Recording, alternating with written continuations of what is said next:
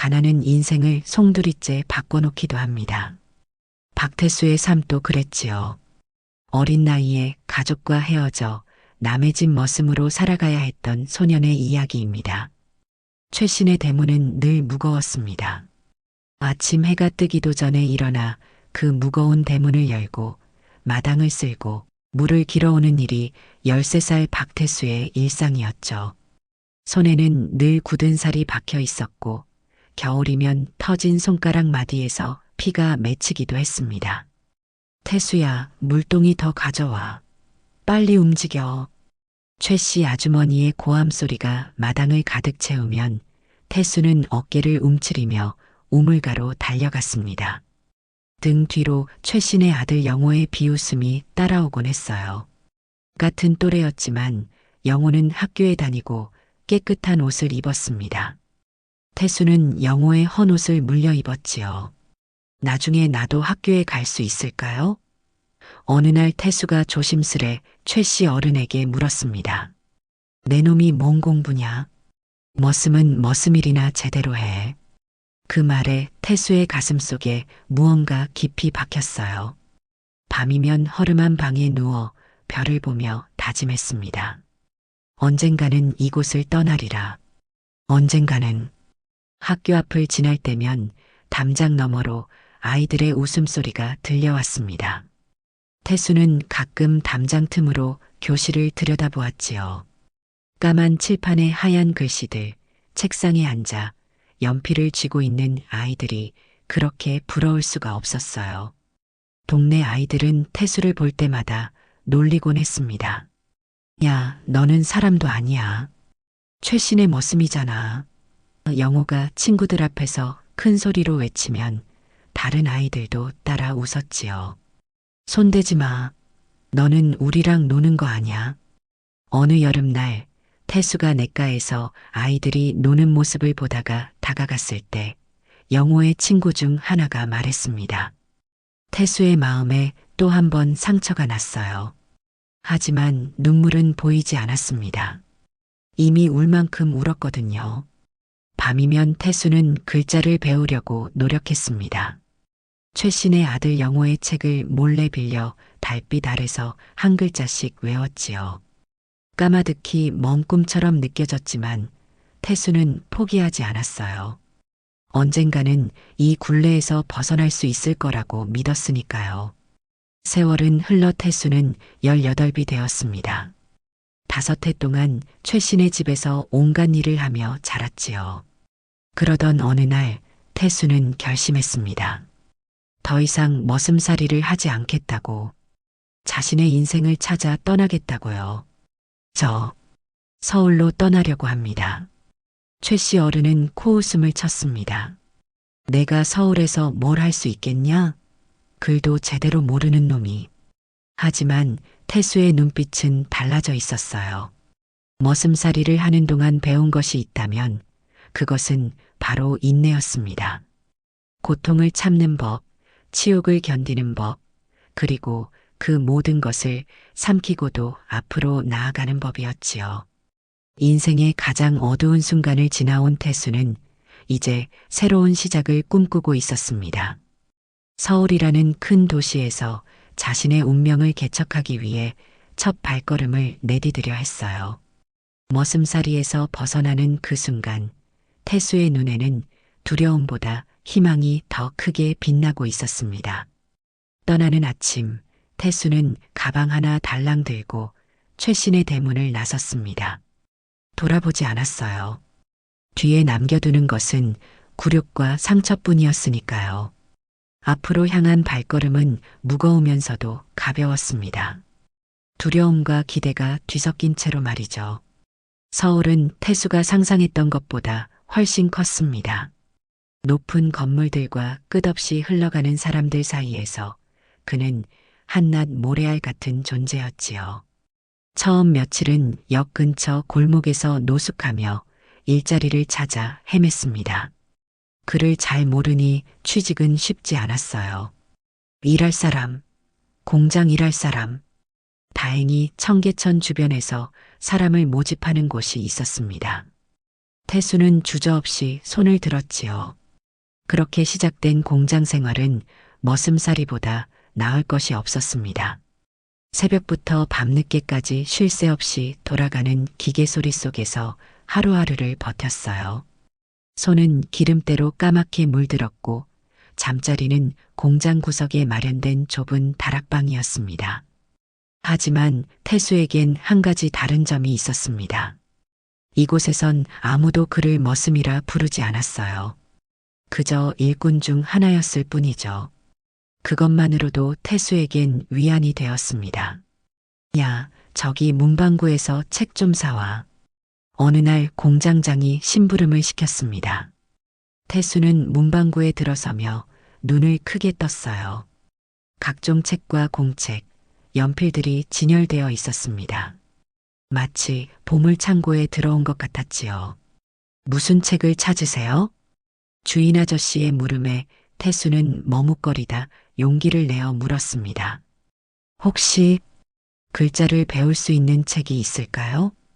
그날 이후 태수의 삶은 두 개로 나뉘었습니다. 낮에는 공장에서 일하고 밤에는 촛불 아래서 한글 책을 들여다보는 생활이었지요.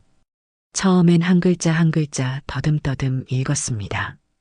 하지만 포기하지 않았어요. 손가락이 기름때로 시커매진 채로 책장을 넘기며 꿈을 키워갔습니다. 이 나이에 공부는 무슨. 동료들은 태수를 보며 코웃음을 쳤지만 그는 아랑곳하지 않았어요. 그를 깨우치는 기쁨은 그 어떤 비웃음보다 강했으니까요.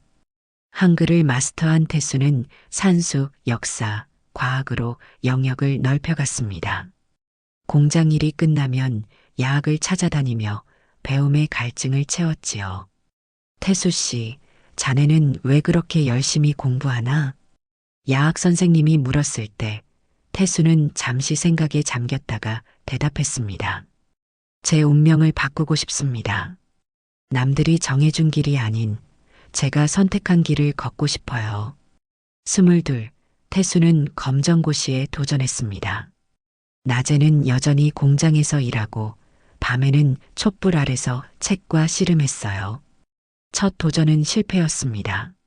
하지만 두 번째, 세 번째, 다섯 번째 도전 끝에 마침내 합격했지요.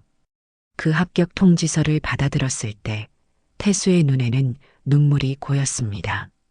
머슴살이 하던 소년이 이제는 대학 입학 자격을 얻은 거예요. 나도 할 수 있어. 나도 바꿀 수 있어. 태수는 자신을 믿었습니다. 그 믿음은 현실이 되어 돌아왔지요. 대학에 입학한 태수는 주경야독하며 경영학을 공부했습니다. 낮에는 여전히 일하고 밤에는 강의실에서 미래를 꿈꿨어요. 그렇게 4년이 흘렀고 태수는 남들보다 조금 늦은 나이에 대학을 졸업했습니다. 졸업 후 태수는 작은 공장에 취직했어요. 이번엔 일꾼이 아닌 사무직이었습니다.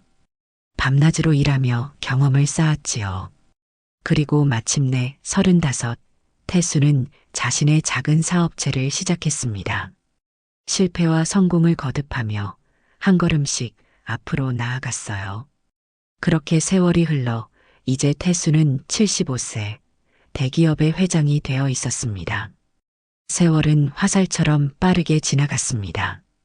어느덧 박태수는 백발이 성성한 75세 노인이 되었지요. 하지만 그의 눈빛만은 여전히 초롱초롱했습니다. 대기업 회장실에 앉아 창밖을 바라보는 태수의 모습은 위엄이 넘쳤어요. 한때 머슴살이 하던 소년의 모습은 찾아볼 수 없었습니다. 회장님, 우편물 확인해 주세요. 비서가 들고 온 편지 한 통이 태수의 시선을 사로잡았습니다. 고향 마을 이름이 적힌 봉투였어요. 50년 넘게 돌아보지 않았던 그곳에서 온 편지라니 태수는 미간을 찌푸렸습니다. 고향 동창회를 개최하오니 참석해 주시길 바랍니다. 편지를 읽는 태수의 마음속에 오래된 기억이 물밀듯이 밀려왔어요. 냇가에서 놀던 아이들, 자신을 밀어내던 손길들, 그리고 가슴 깊이 새겨진 너는 우리와 다르다는 말들. 태수는 창밖으로 시선을 돌렸습니다. 서울의 화려한 빌딩들이 그의 눈에 들어왔지요. 가지 않을 겁니다. 처음에 태수는 비서에게 그렇게 말했습니다. 하지만 그날 밤 침대에 누운 태수는 잠을 이루지 못했어요. 옛 기억들이 꿈틀거리며 그를 괴롭혔습니다. 그 시절의 모욕과 상처가 아직도 아물지 않은 걸까요? 태수는 자신이 여전히 그 기억에 발목 잡혀 있다는 사실에 놀랐어요. 내가 왜 두려워해야 하지? 이제는 달라졌는데. 아침이 밝아오자 태수는 결심했습니다. 동창회에 참석하기로 말이죠. 어쩌면 과거와의 화해가 필요한 시점인지도 모른다는 생각이 들었어요. 머슴살이하던 소년이 이제는 당당히 그들 앞에 설 수 있게 되었으니 말입니다. 비서, 다음 주 일정을 비워두게. 고향에 다녀올 예정이네. 태수의 말에 비서는 놀란 눈치였습니다. 늘 바쁜 일정을 소화하던 회장이 갑자기 고향 방문을 결정하다니 말이죠. 하지만 태수의 눈빛에는 단호함이 서려 있었어요. 마치 오래된 숙제를 마무리하려는 듯한 결연함이었습니다. 동창회 전날 태수는 고급 승용차를 타고 50년 만에 고향 마을을 찾았습니다. 창밖으로 펼쳐지는 풍경은 너무나도 낯설었어요. 예전의 좁은 흙길은 포장도로가 되어 있었고 초가집들은 대부분 사라지고 현대식 건물들이 들어서 있었습니다. 태수는 가슴이 먹먹해지는 것을 느꼈지요. 여기가 정말 내가 살던 곳인가? 차가 최신의 집이 있던 곳을 지나갈 때 태수는 운전기사에게 멈추라고 했습니다. 그곳에는 이제 3층짜리 건물이 들어서 있었어요. 태수는 차에서 내려 건물을 바라보았습니다. 머슴살이하던 시절의 기억이 파도처럼 밀려왔지요. 대문을 열고 마당을 쓸고 물동이를 나르던 소년의 모습이 눈앞에 아른거렸어요. 회장님, 괜찮으십니까? 운전기사의 목소리에 태수는 현실로 돌아왔습니다. 자신이 얼마나 오랫동안 그곳에 서 있었는지 모를 정도로 시간이 흘러 있었어요. 괜찮네. 이제 숙소로 가지. 태수는 마을의 유일한 호텔에 묵기로 했습니다. 내일은 동창회가 있는 날이었으니까요. 방에 들어선 태수는 창밖으로 보이는 마을 풍경을 바라보았어요. 이곳에서의 모든 기억이 그를 만들었다는 사실을 부정할 수는 없었습니다. 비록 고통스러운 기억들이었지만 그 경험이 없었다면 오늘의 자신도 없었을 테니까요. 내일은 어떤 얼굴들을 만나게 될까? 태수는 옷장에서 정장을 꺼내 침대 위에 펼쳐놓았습니다.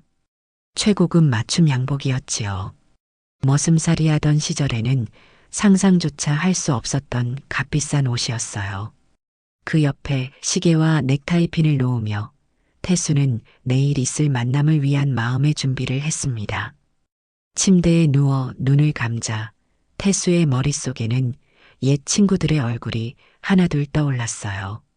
영호를 비롯한 동네 아이들, 자신을 놀리던 그 아이들이 이제는 다 나이든 어른이 되어 있겠지요. 그들은 자신을 알아볼까? 아니, 그보다 먼저 자신이 그들을 알아볼 수 있을까? 태수는 그런 생각을 하며 깊은 잠에 빠져들었습니다. 동창회 아침, 태수는 평소보다 일찍 눈을 떴습니다. 창밖으로 보이는 고향의 풍경이 아직도 어색하게 느껴졌어요. 정성껏 양복을 차려입고 거울 앞에 선 자신의 모습을 살펴보았습니다. 흰 머리카락과 깊은 주름이 세월의 흔적을 보여주고 있었지만 눈빛만큼은 여전히 당당했지요.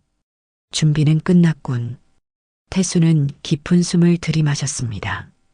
오늘 만날 사람들에게 무슨 말을 해야 할지, 어떻게 대해야 할지 고민이 되었어요. 복수심을 품고 오지는 않았지만 그렇다고 과거의 상처가 완전히 아물었다고 말하기도 어려웠습니다. 태수는 그저 담담하게 그들을 마주하기로 마음먹었어요. 동창의 장소는 마을에서 가장 큰 식당이었습니다. 문 앞에 도착한 태수는 잠시 머뭇거렸어요.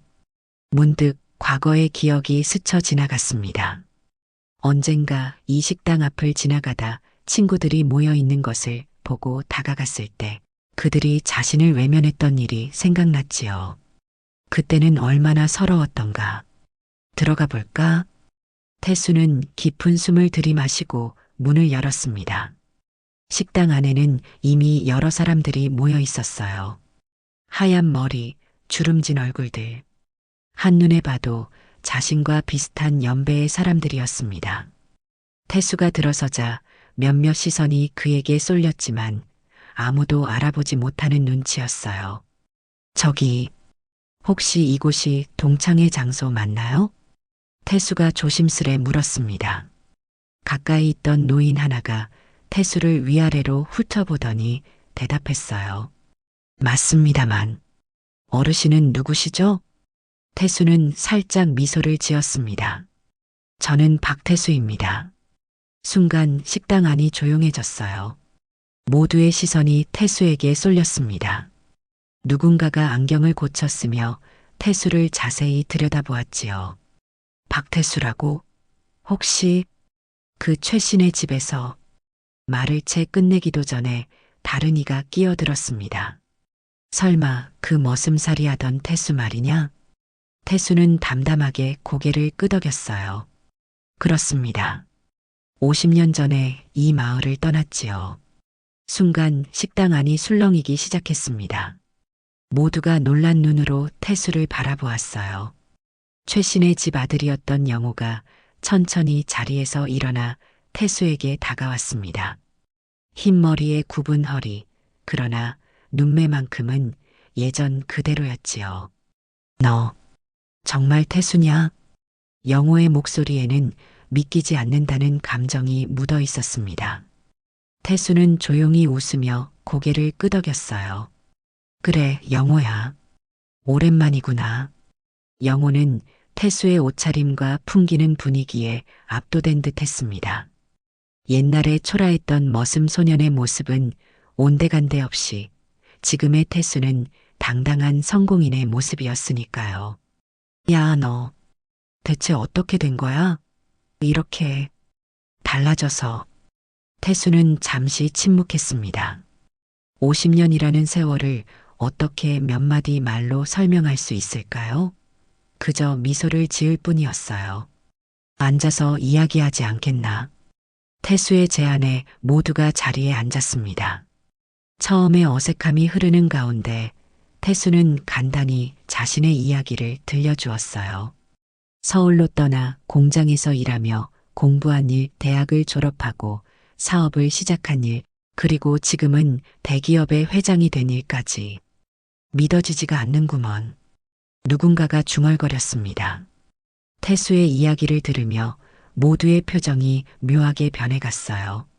놀라움, 존경, 그리고 부끄러움.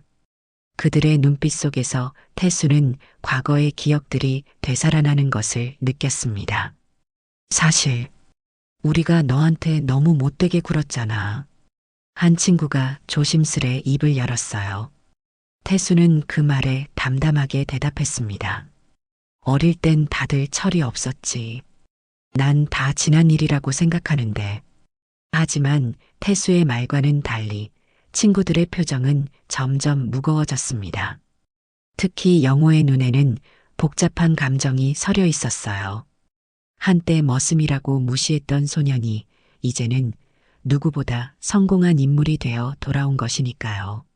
너는 그렇게 생각할지 몰라도 우리는 부끄럽다. 영호가 마침내 입을 열었습니다. 그의 목소리는 떨리고 있었어요. 우리는 너한테 너무 못되게 굴었어. 정말 미안하다, 태수야. 그 말에 다른 친구들도 하나둘 미안하다는 말을 건넸습니다. 과거에 머슴이라고 놀리던 친구들이 이제는 태수 앞에서 고개를 숙이고 있었어요. 태수는 복잡한 감정에 휩싸였습니다. 이런 상황을 예상하지 못했던 거죠. 식당 안의 공기가 무거워졌습니다. 태수는 친구들의 미안하다는 말에 어떻게 반응해야 할지 몰랐어요. 사실 이런 상황을 예상하지 못했던 겁니다. 오히려 자신이 성공한 모습을 보여주며 통쾌함을 느낄 수 있을 거라 생각했는데 친구들의 진심 어린 사과에 마음이 동요되고 있었습니다. 정말로 미안해, 태수야. 우리가 얼마나 잔인했는지 이제야 깨닫는구나. 영호의 목소리에는 진심이 묻어 있었어요.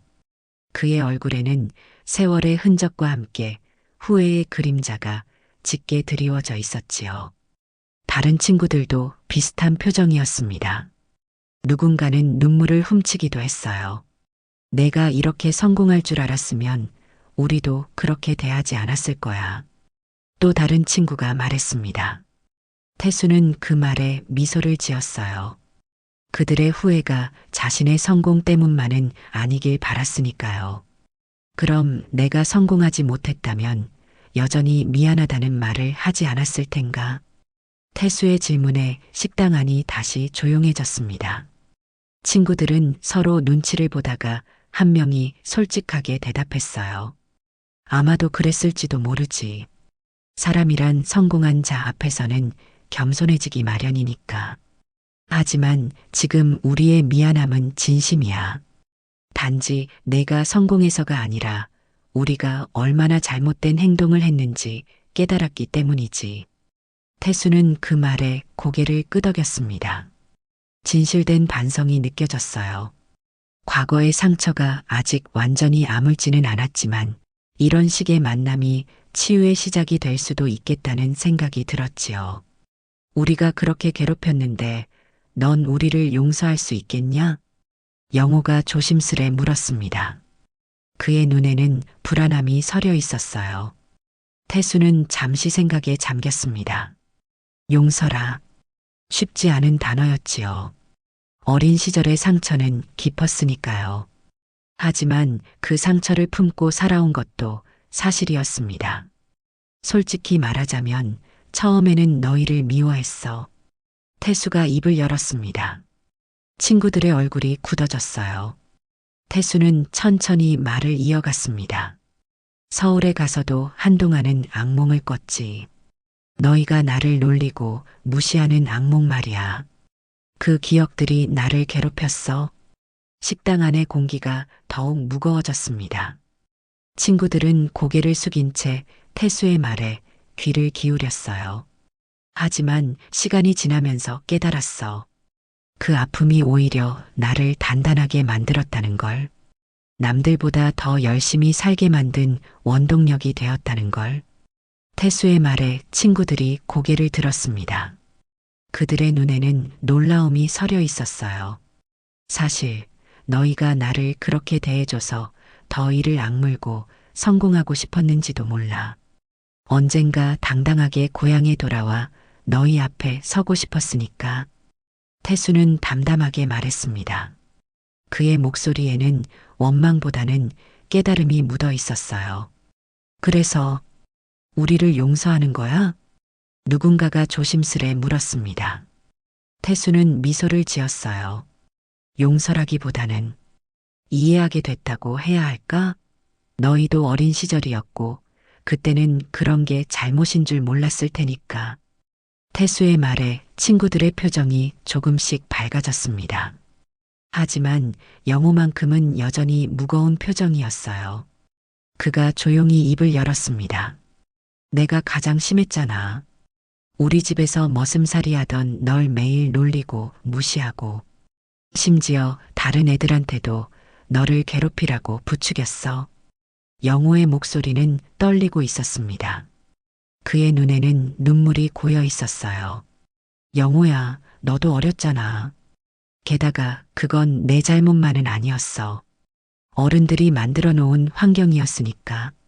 태수는 영호의 어깨를 가볍게 두드렸습니다. 그 순간 영호의 눈에서 눈물이 흘러내렸어요. 오래된 죄책감이 그를 짓누르고 있었던 겁니다. 난 내가 떠난 후에도 계속 그 죄책감에 시달렸어. 너무 미안해, 정말로. 영호는 손수건을 꺼내 눈물을 닦았습니다. 태수도 마음이 복잡해졌어요. 이런 만남을 통해 자신도 오래된 상처를 치유할 수 있을지 모른다는 생각이 들었습니다. 식당 안의 분위기가 점점 무거워지자 태수는 가볍게 웃으며 말했습니다. 자, 이제 그만 무거운 이야기는 접고 50년 만의 만남을 축하하는 게 어떨까? 모두 건배합시다. 태수의 제안에 친구들은 고개를 끄덕이며 잔을 들었어요. 하지만 그들의 눈빛 속에는 여전히 복잡한 감정이 서려 있었습니다. 과거의 그림자는 쉽게 사라지지 않는 법이니까요. 잔을 든 채로 서로를 바라보는 순간 시간이 멈춘 것 같았습니다. 50년이라는 세월이 한순간에 무너져 내리는 듯 했어요. 술잔을 비우고 난 후 태수는 진지한 표정으로 친구들을 바라보았습니다. 사실 나도 너희를 미워했던 적이 있었다. 태수의 갑작스러운 고백에 모두가 숨을 죽였어요. 그동안 담담하게 대응하던 태수가 처음으로 내면의 감정을 드러낸 순간이었습니다. 서울에 처음 갔을 때 너무 외로웠어. 그때마다 고향 생각이 났지만 동시에 너희의 모습도 떠올랐지. 내가 힘들 때마다 너희가 했던 말들이 귓가에 맴돌았어. 태수의 목소리는 차분했지만 그 안에 담긴 감정은 깊었습니다. 친구들은 그의 말 한마디 한마디에 귀를 기울였어요. 하지만 이상하게도 그 기억들이 나를 더 강하게 만들었어. 저 친구들에게 인정받고 싶다는 생각보다는 내 자신을 증명하고 싶다는 마음이 컸지. 태수는 잠시 말을 멈추고 창밖을 바라보았습니다. 마을의 풍경은 변했지만 그 안에 담긴 추억은 여전히 선명했어요. 그러다 문득 깨달았지. 내가 증오 속에 살았다면 지금의 나는 없었을 거라는 걸.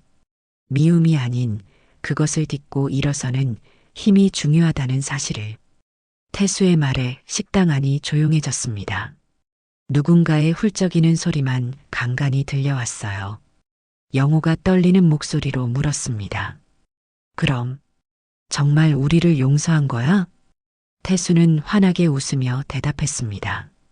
오히려 난 너희가 나를 그렇게 대해줘서 더 이를 악물고 성공하고 싶었는지도 몰라. 어쩌면 그 덕분에 내가 더 강해질 수 있었던 것 같아.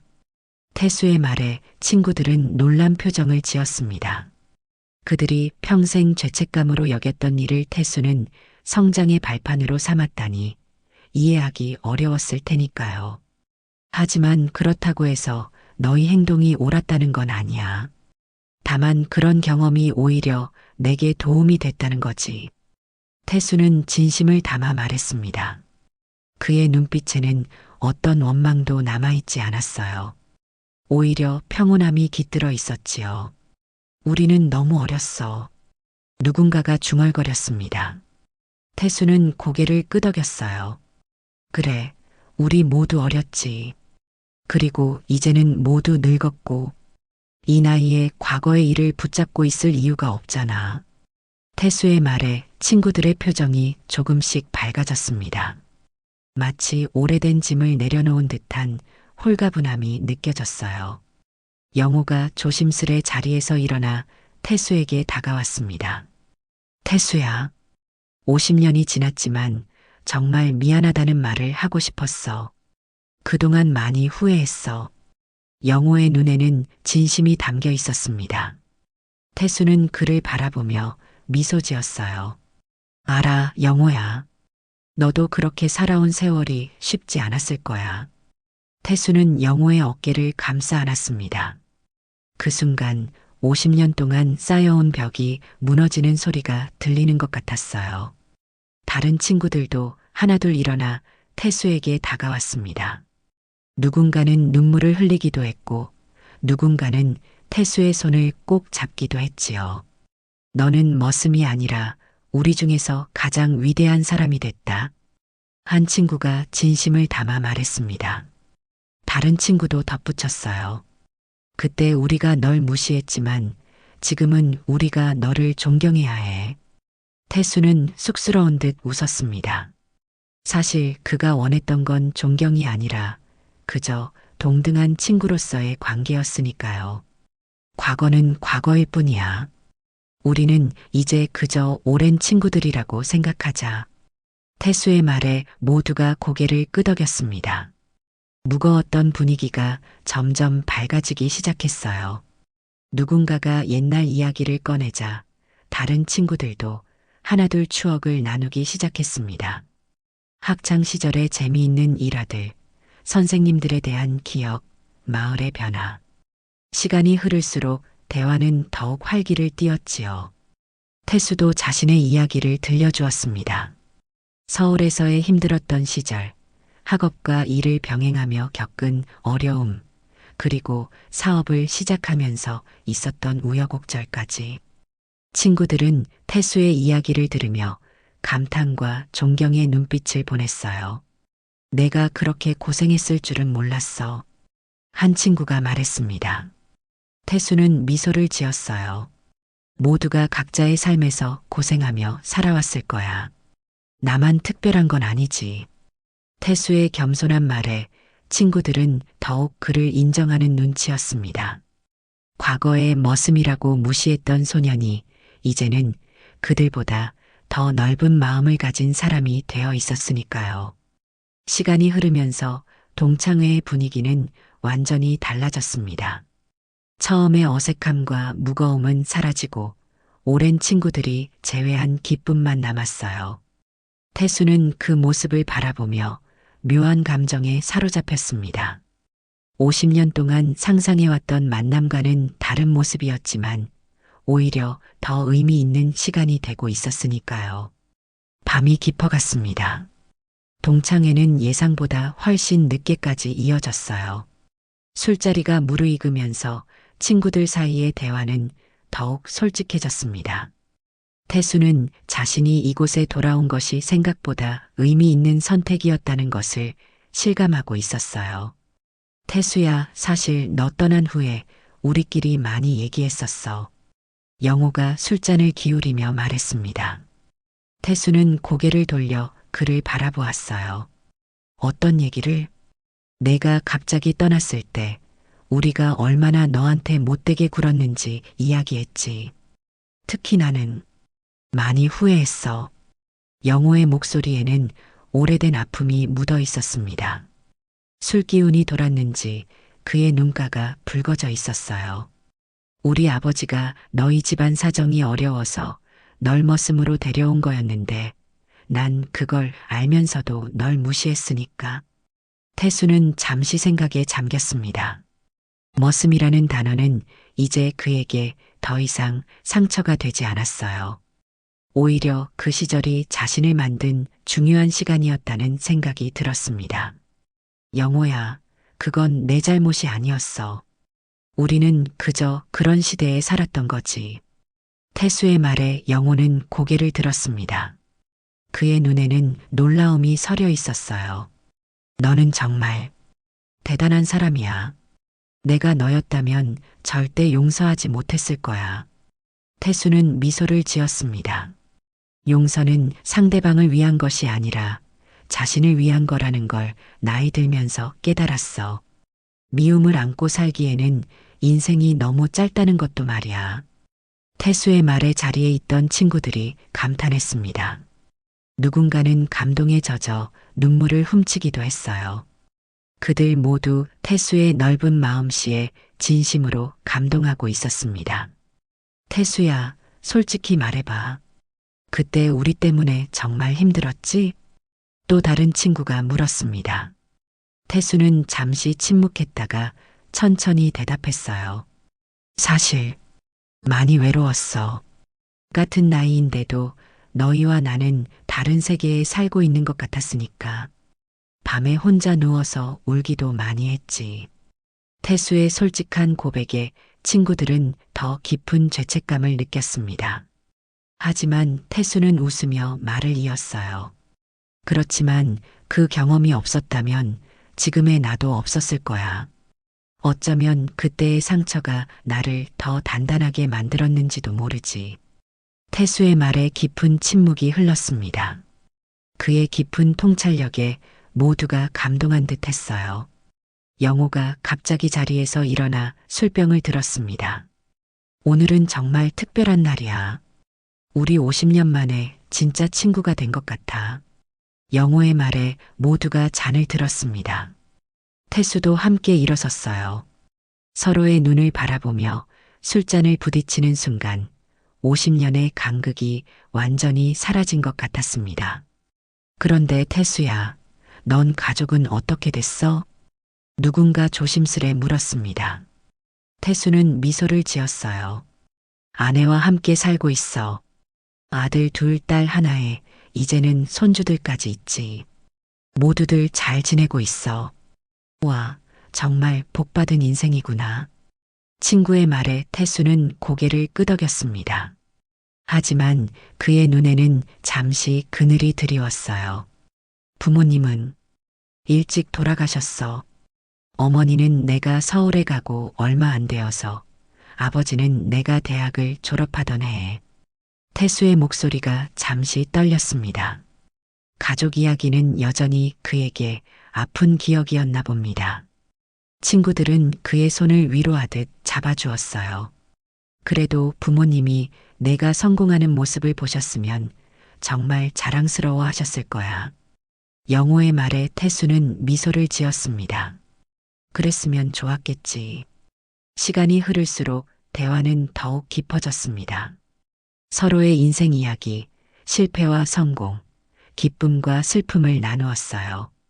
과거에는 머슴과 주인집 아들이라는 구분이 있었지만 이제는 그저 같은 세월을 살아온 인생 동료로서 서로를 바라보고 있었습니다. 그런데 태수야, 넌 이렇게 성공하고 나서도 고향에 한 번도 오지 않았던 이유가 뭐야? 갑작스러운 질문에 태수는 잠시 생각에 잠겼습니다. 사실 그 자신도 정확한 이유를 알지 못했어요. 두려움이었을까요? 아니면 미움이었을까요? 글쎄, 아마도 준비가 되지 않았던 것 같아. 성공했다고 해서 과거의 상처가 완전히 아물지는 않으니까. 하지만 이렇게 만나고 보니 진작 왔어야 했는데 싶어. 태수의 솔직한 대답에 친구들은 고개를 끄덕였습니다. 그들도 태수를 다시 만나기까지 50년이라는 시간이 필요했던 것 같았어요. 서로가 서로의 또 자신의 과거와 화해하는 데에는 그만큼의 시간이 필요했던 겁니다. 밤이 더욱 깊어가는 가운데 영호가 진지한 표정으로 태수에게 물었습니다. 태수야, 우리가 이제 다시 시작할 수 있을까? 진짜 친구로서. 태수는 웃으며 고개를 끄덕였습니다. 그러게. 늦었지만 이제라도 진짜 친구가 되는 거지. 그 말에 모두가 환하게 웃었습니다. 50년이라는 시간이 흘렀지만 진정한 우정을 시작하기에 늦은 때란 없는 법이니까요. 태수는 주머니에서 명함 지갑을 꺼내 친구들에게 명함을 건넸습니다. 혹시라도 도움이 필요하면 언제든 연락해. 옛 친구끼리 돕고 살아야지. 친구들은 감격스러운 표정으로 태수의 명함을 받아들었습니다. 그 작은 종이 한 장이 50년 동안 끊어졌던 인연을 이어주는 다리가 된 것 같았어요. 밤하늘에 별이 총총히 빛나는 가운데 동창회는 아쉬움 속에 마무리되었습니다. 태수는 호텔로 돌아가는 길에 가슴이 묘하게 벅차오르는 것을 느꼈어요. 50년 동안 마음속에 품어왔던 무거운 짐을 내려놓은 듯한 해방감이 그를 감싸고 있었습니다. 호텔 방에 도착한 태수는 창가에 서서 고향 마을의 밤 풍경을 바라보았습니다. 어둠 속에 점점이 빛나는 불빛들, 그 사이로 흐르는 추억의 강물. 태수는 깊은 숨을 들이마셨어요. 오늘의 만남은 그가 상상했던 것과는 전혀 다른 방향으로 흘러갔지만 오히려 더 의미 있는 시간이 되었다는 생각이 들었습니다. 이제야 정말 자유로워진 것 같군.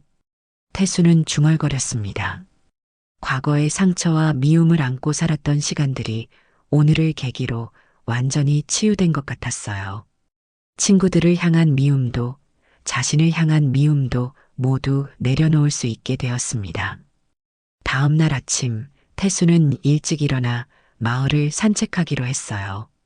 어린 시절 뛰어놀던 길, 물을 길어 나르던 우물가, 학교 담장 너머로 몰래 들여다보던 교시. 모든 것이 변해 있었지만 기억 속에는 여전히 선명했습니다. 최신의 집이 있던 자리에 태수는 다시 한번 발걸음을 멈췄어요. 그곳에는 이제 새로운 건물이 들어서 있었지만 태수의 눈에는 여전히 그 시절의 모습이 겹쳐 보였습니다. 대문을 열고 마당을 쓸고 물동이를 나르던 어린 소년의 모습이 아른거렸어요. 어이, 태수. 뒤에서 들려온 목소리에 태수는 돌아보았습니다. 영호가 아침 햇살을 받으며 서 있었어요. 머리는 하얗게 새었지만 눈빛만큼은 소년 시절 그대로였습니다. 여기서 뭐하나 했더니 옛날 생각하고 있었구나. 영호가 다가와 태수의 어깨를 툭 쳤습니다. 태수는 미소를 지었어요. 그래, 이상하게도 이곳만 오면 그 시절이 생생하게 떠오르는군. 두 사람은 나란히 걸으며 마을 구석구석을 돌아보았습니다. 영호는 태수에게 마을의 변화와 사람들의 이야기를 들려주었고 태수는 그의 이야기에 귀 기울였어요. 50년 만에 처음으로 그들은 진짜 친구처럼 어깨를 나란히 하며 웃고 있었습니다. 그런데 태수야, 앞으로는 자주 고향에 들르겠지? 50년 만에 오면 어쩌냐? 영호의 말에 태수는 고개를 끄덕였습니다. 앞으로는 시간 날 때마다 올게. 고향이 이렇게 그리웠던 줄 몰랐어. 두 사람은 마을 끝에 있는 언덕에 올랐습니다. 그곳에서 바라보는 마을 전경은 여전히 아름다웠어요. 태수는 깊은 숨을 들이마셨습니다. 이곳에서의 상처가 자신을 얼마나 강하게 만들었는지 이제야 제대로 깨닫게 된 것 같았습니다. 영호야, 너는 여기서 계속 살았으니 행복했겠구나. 태수의 말에 영호는 쓴웃음을 지었습니다. 꼭 그렇지만은 않아. 나도 내 나름의 고난이 있었지. 아버지가 돌아가신 후 가세가 기울어서 많이 힘들었거든. 그때 내가 곁에 있었으면 의지가 됐을 텐데. 영호의 말에 태수는 그를 바라보았습니다. 50년이라는 세월 동안 그 역시 많은 일을 겪었겠지요. 인생이란 누구에게나 고난의 연속이니까요. 이제라도 늦지 않았어. 서로 도우며 지내자. 태수의 말에 영호는 고개를 끄덕였습니다. 두 사람은 다시 마을로 내려왔어요. 이제 태수는 서울로 돌아갈 시간이 되었습니다. 다들 마중 나왔네. 호텔 앞에는 어젯밤 동창회에 모였던 친구들이 태수를 배웅하기 위해 모여 있었습니다. 태수는 감동스러운 마음으로 그들에게 다가갔어요. 갑자기 이러니 부끄럽네. 태수의 말에 친구들은 웃음을 터뜨렸습니다. 누군가가 말했어요. 너 정말 대단한 놈이다. 우리보다 훨씬 훌륭해. 태수는 쑥스러운 듯 고개를 저었습니다. 다들 각자의 자리에서 최선을 다했을 뿐이야. 나만 특별한 건 아니라고. 태수의 겸손한 태도에 친구들은 더욱 감탄했습니다. 그들의 눈에는 존경과 애정이 깃들어 있었어요. 태수야, 우리한테 용기를 줘서 고마워. 용서받을 자격이 없다고 생각했는데. 한 친구의 말에 태수는 미소를 지었습니다. 우리 모두 새로운 시작을 하는 거야. 과거는 과거일 뿐이니까. 태수는 친구들과 이리리 포옹하며 작별 인사를 나눴습니다. 마지막으로 영호와 마주했을 때 두 사람은 말없이 서로를 바라보았어요. 50년의 세월이 담긴 눈빛 교환이었습니다. 태수야, 정말 고맙다. 내가 용서해줘서. 영호의 목소리가 떨렸습니다. 태수는 그의 어깨를 꼭 붙잡았어요. 과거는 잊자. 이제부터는 진짜 친구로 지내자. 두 사람은 서로를 꼭 안았습니다. 그 포옹 속에는 50년 동안 풀지 못한 오해와 아픔이 녹아내리고 있었어요. 차에 오르기 전 태수는 마지막으로 친구들을 향해 손을 흔들었습니다. 서울로 돌아가는 길, 태수의 마음은 어느 때보다 가벼웠어요. 머슴살이를 하던 소년이 50년 만에 고향을 찾아 진정한 화해를 이루었으니까요. 창밖으로 스쳐 지나가는 풍경을 바라보며 태수는 생각했습니다. 과거는 바꿀 수 없지만 그것을 바라보는 시선은 바꿀 수 있다는 것을. 그리고 앞으로의 관계는 얼마든지 새롭게 만들어갈 수 있다는 것을. 어쩌면 이번 고향 방문은 그에게 마지막 숙제를 마무리 짓는 시간이었는지도 모릅니다. 머슴살이에 대한 상처, 친구들에 대한 미움, 그 모든 것을 내려놓고 진정한 자유를 얻게 된 시간 말이죠. 서울로 돌아가는 길, 태수의 눈에는 어느새 미소가 번졌습니다. 인생의 아픔을 성장의 원동력으로 삼고 용서를 통해 자유를 얻었으니까요. 이제 그는 머슴이라는 단어에 더 이상 상처받지 않습니다. 그것은 그저 그의 인생에서 한 페이지를 채운 이야기일 뿐이니까요. 태수는 창문을 열어 바람을 맞으며 생각했습니다. 이제야 정말 집으로 돌아가는구나. 과거의 아픔에서 벗어나 진정한 평화를 찾은 그의 마음속에 따스한 봄바람이 불어오고 있었습니다.